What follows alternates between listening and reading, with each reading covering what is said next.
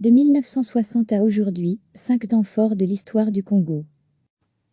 24 novembre 1965, arrivée de Mobutu au pouvoir à l'aube des 60 ans d'anniversaire de l'indépendance du Congo, l'heure est à la commémoration. Ou plutôt à l'éducation.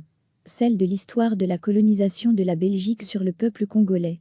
L'occasion de faire la lumière sur cette période encore largement méconnue et tue. Au travers d'articles et d'émissions spéciales, la RTBF vous propose plusieurs portes d'entrée pour comprendre les enjeux et les conséquences de cette sombre partie de l'histoire. Mais cet anniversaire est également le moment d'en apprendre davantage sur l'histoire du Congo de manière générale. Cet article propose de retracer 5 temps forts de l'histoire du pays après son indépendance, donc après les années 60.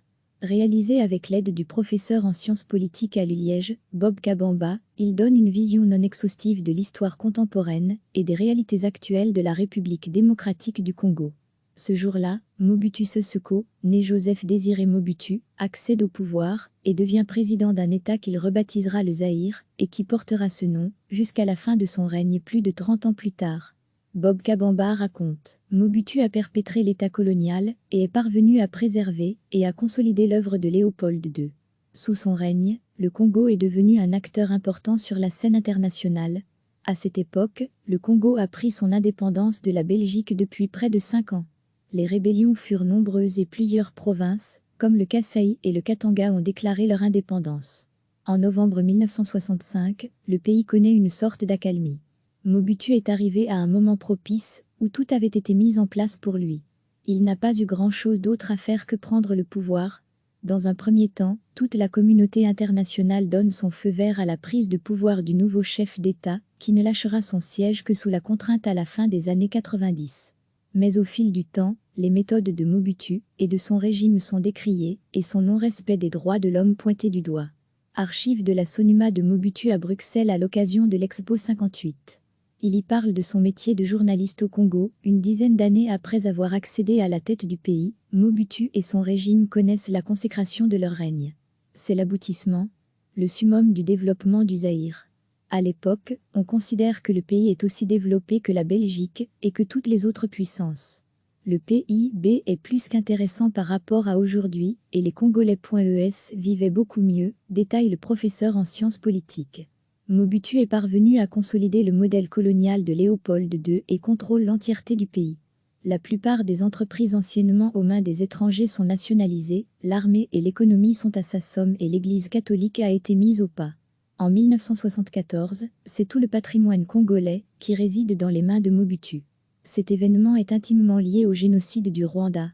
C'est en tout cas l'une des conséquences du génocide, analyse Bob Kabamba.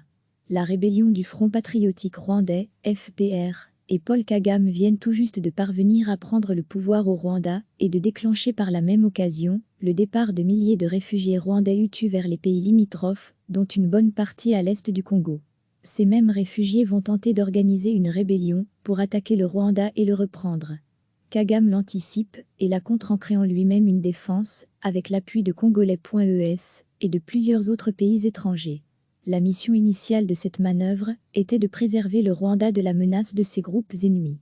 Mais la rébellion va se propager jusqu'à Kinshasa et aboutir au départ de Mobutu après 34 ans sans partage du pouvoir. Plus grand que à lire également, de A à Z, comprendre la colonisation belge au Congo en 8 mois, les rebelles prennent possession du Congo, avec l'appui des armées des pays limitrophes tels que le Rwanda, le Burundi ou l'Ouganda. Mobutu est chassé du pays. Laurent-Désiré Kabila lui succède de 1997 à 2001 et devient président de la République démocratique du Congo. Son fils, Joseph Kabila, prendra le pouvoir après sa mort. Après des élections compliquées, Félix Tshisekedi remplace Joseph Kabila à la tête de la RDC et met fin à plus de 20 ans de règne de la famille Kabila. Certains.es estiment que cette date marque le début d'une nouvelle ère pour la RDC, mais ce n'est pas mon ressenti, explique Bob Kabamba. Je ne vois pas l'arrivée de Tshisekedi au pouvoir comme étant une rupture avec le règne des Kabila. Pour moi, il y a un continuum avec ce qui a commencé en 1997. Pour le politologue, Kabila et ses hommes sont, en réalité, toujours au pouvoir. Il illustre notamment son propos par le fait que 25 des 26 provinces de la RDC sont toujours aux mains des Kabila. Par contre, pour d'autres, l'arrivée de Félix Tshisekedi signe des changements de gouvernance et sociétaux. Pour moi, on prend les mêmes, et on recommence avec un autre président. Comme l'ensemble de la planète, la République démocratique du Congo n'a pas été épargnée par l'épidémie du coronavirus. Touché dans un deuxième temps, le continent africain continue d'ailleurs de dénombrer contaminations et décès. Pour Bob Kabamba, cette pandémie pourrait cependant avoir un effet positif, celui d'impulser des changements. En RDC, quand quelqu'un meurt du COVID-19, il est interdit de toucher le corps, pour éviter d'être contaminé à son tour. Les corps sont donc parfois jetés dans la rue et ces personnes n'ont pas droit à enterrement digne. Je pense que ça va créer une frustration telle que la population congolaise va finir par se révolter. Pour le spécialiste, si les dirigeants des pays africains ne tiennent pas compte des revendications du peuple, ils risquent de voir leur régime s'écrouler. Au Cameroun par exemple, des attaques contre des centres de Covid ont déjà eu lieu. Plus grand que à lire également. Coronavirus au Congo, des enfants soldats se reconvertissent dans la fabrication de masques en 2020, la RDC vit encore et toujours des temps compliqués. À l'est du pays, l'épidémie d'Ebola frappe les habitants. Dans le reste du pays, les groupes armés congolais et étrangers continuent de sévir. Les conditions de vie restent difficiles, la monnaie est dépréciée, le peuple a du mal à joindre les deux bouts. Le Congo avance, mais les Congolais continuent de reculer. Par contre, Bob Kabamba voit en la jeunesse congolaise un espoir conséquent. En 1960, il y avait grosso modo 110 000 Belges au Congo. Aujourd'hui, il y a entre 150 000 et 200 000 Belges d'origine congolaise. Les liens entre la RDC et la Belgique continuent de se renforcer sous une autre forme que celle que l'on a connue avant. La jeunesse congolaise est mobilisée et pleine de revendications. Que ce soit celle qui vit en Belgique ou celle qui vit là-bas. Quand je vois tous les mouvements antiracistes qui ont lieu actuellement, j'ai bon espoir. Les changements réclamés vont également atteindre le continent africain. Les jeunes veulent une meilleure existence, et ça passe par l'accès aux études, la valorisation de leurs diplômes, un salaire et un travail correct. Et surtout, ils veulent jouir d'une liberté d'expression. Pour moi, ce sont toutes des lueurs d'espoir. Ces articles sont rédigés dans le cadre de l'émission téléspéciale Le Temps d'une histoire, il y a 60 ans, l'indépendance du Congo diffusée le 26 juin à 20h20 sur la Une, et à retrouver ensuite à tout moment sur Ovio. À l'aube des 60 ans d'anniversaire de l'indépendance du Congo, l'heure est à la commémoration. Ou plutôt à l'éducation. Celle de l'histoire de la colonisation de la Belgique sur le peuple congolais. L'occasion de faire la lumière sur cette période encore largement méconnue et tue. Au travers d'articles et d'émissions spéciales, la RTBF vous propose plusieurs portes d'entrée pour comprendre les enjeux et les conséquences de cette sombre partie de l'histoire. Mais cet anniversaire est également le moment d'en apprendre davantage sur l'histoire du Congo de manière générale. Cet article propose de retracer 5 temps forts de l'histoire du pays après son indépendance, donc après les années 60. Réalisé avec l'aide du professeur en sciences politiques à Liège, Bob Kabamba, il donne une vision non exhaustive de l'histoire contemporaine et des réalités actuelles de la République démocratique du Congo. 24 novembre 1965, arrivée de Mobutu au pouvoir ce jour-là, Mobutu Sese Seko, né Joseph Désiré Mobutu, accède au pouvoir et devient président d'un État qu'il rebaptisera le Zaïre et qui portera ce nom jusqu'à la fin de son règne plus de 30 ans plus tard. Bob Kabamba raconte, Mobutu a perpétré l'État colonial et est parvenu à préserver et à consolider l'œuvre de Léopold II. Sous son règne, le Congo est devenu un acteur important sur la scène internationale. À cette époque, le Congo a pris son indépendance de la Belgique depuis près de 5 ans. Les rébellions furent nombreuses et plusieurs provinces, comme le Kasaï et le Katanga ont déclaré leur indépendance. En novembre 1965, le pays connaît une sorte d'accalmie. Mobutu est arrivé à un moment propice, où tout avait été mis en place pour lui. Il n'a pas eu grand-chose d'autre à faire que prendre le pouvoir. Dans un premier temps, toute la communauté internationale donne son feu vert à la prise de pouvoir du nouveau chef d'État, qui ne lâchera son siège que sous la contrainte à la fin des années 90. Mais au fil du temps, les méthodes de Mobutu et de son régime sont décriées, et son non-respect des droits de l'homme pointé du doigt. Archives de la Sonuma de Mobutu à Bruxelles à l'occasion de l'Expo 58. Il y parle de son métier de journaliste au Congo. 1974, apothéose du règne de Mobutu, une dizaine d'années après avoir accédé à la tête du pays, Mobutu et son régime connaissent la consécration de leur règne. C'est l'aboutissement, le summum du développement du Zaïre. À l'époque, on considère que le pays est aussi développé que la Belgique et que toutes les autres puissances. Le PIB est plus qu'intéressant par rapport à aujourd'hui, et les Congolais.es vivaient beaucoup mieux, détaille le professeur en sciences politiques. Mobutu est parvenu à consolider le modèle colonial de Léopold II et contrôle l'entièreté du pays. La plupart des entreprises anciennement aux mains des étrangers sont nationalisées, l'armée et l'économie sont à sa somme et l'Église catholique a été mise au pas. En 1974, c'est tout le patrimoine congolais qui réside dans les mains de Mobutu. 1996-1997, chute de Mobutu et avènement de Laurent Désiré Kabila, cet événement est intimement lié au génocide du Rwanda. C'est en tout cas l'une des conséquences du génocide, analyse Bob Kabamba.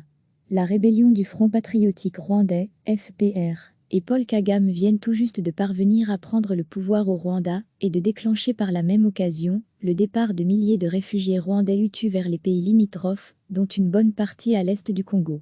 Ces mêmes réfugiés vont tenter d'organiser une rébellion pour attaquer le Rwanda et le reprendre. Kagame l'anticipe et la contre en créant lui-même une défense, avec l'appui de Congolais.es et de plusieurs autres pays étrangers. La mission initiale de cette manœuvre était de préserver le Rwanda de la menace de ces groupes ennemis. Mais la rébellion va se propager jusqu'à Kinshasa et aboutir au départ de Mobutu après 34 ans sans partage du pouvoir. Plus grand que à lire également, de A à Z, comprendre la colonisation belge au Congo en 8 mois, les rebelles prennent possession du Congo, avec l'appui des armées des pays limitrophes tels que le Rwanda, le Burundi ou l'Ouganda. Mobutu est chassé du pays. Laurent Désiré Kabila lui succède de 1997 à 2001 et devient président de la République démocratique du Congo. Son fils, Joseph Kabila, prendra le pouvoir après sa mort. 2019, arrivée au pouvoir de Félix Tshisekedi après des élections compliquées, Félix Tshisekedi remplace Joseph Kabila à la tête de la RDC et met fin à plus de 20 ans de règne de la famille Kabila. Certains.es estiment que cette date marque le début d'une nouvelle ère pour la RDC, mais ce n'est pas mon ressenti, explique Bob Kabamba. Je ne vois pas l'arrivée de Tshisekedi au pouvoir comme étant une rupture avec le règne des Kabila. Pour moi, il y a un continuum avec ce qui a commencé en 1997. Pour le politologue, Kabila et ses hommes sont, en réalité, toujours au pouvoir. Il illustre notamment son propos par le fait que 25 des 26 provinces de la RDC sont toujours aux mains des Kabila. Par contre, pour d'autres, l'arrivée de Félix Tshisekedi signe des changements de gouvernance et sociétaux. Pour moi, on prend les mêmes et on recommence avec un autre président. 2020, entre espoir et difficulté comme l'ensemble de la planète, la République démocratique du Congo n'a pas été épargnée par l'épidémie du coronavirus.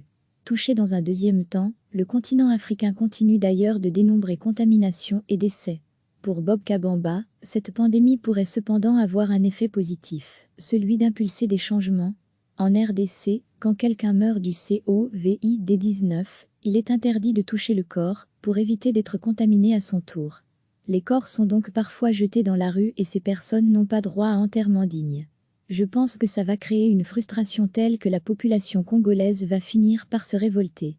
Pour le spécialiste, si les dirigeants des pays africains ne tiennent pas compte des revendications du peuple, ils risquent de voir leur régime s'écrouler. Au Cameroun par exemple, des attaques contre des centres de Covid ont déjà eu lieu.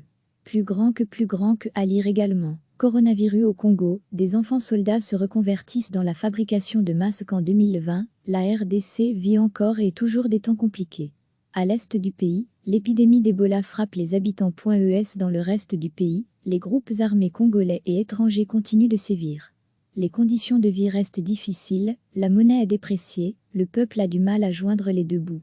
Le Congo avance, mais les Congolais continuent de reculer. Par contre, Bob Kabamba voit en la jeunesse congolaise un espoir conséquent. En 1960, il y avait grosso modo 110 000 Belges au Congo. Aujourd'hui, il y a entre 150 000 et 200 000 Belges d'origine congolaise. Les liens entre la RDC et la Belgique continuent de se renforcer sous une autre forme que celle que l'on a connue avant. La jeunesse congolaise est mobilisée et pleine de revendications. Que ce soit celle qui vit en Belgique ou celle qui vit là-bas. Quand je vois tous les mouvements antiracistes qui ont lieu actuellement, j'ai bon espoir. Les changements réclamés vont également atteindre le continent africain. Les jeunes veulent une meilleure existence, et ça passe par l'accès aux études, la valorisation de leurs diplômes, un salaire et un travail correct. et surtout, ils veulent jouir d'une liberté d'expression. Pour moi, ce sont toutes des lueurs d'espoir. Ces articles sont rédigés dans le cadre de l'émission téléspéciale Le Temps d'une Histoire, il y a 60 ans, l'indépendance du Congo diffusée le 26 juin à 20h20 sur La Une, et à retrouver ensuite à tout moment sur Ovio. Cliquez sur s'abonner pour recevoir les dernières nouvelles.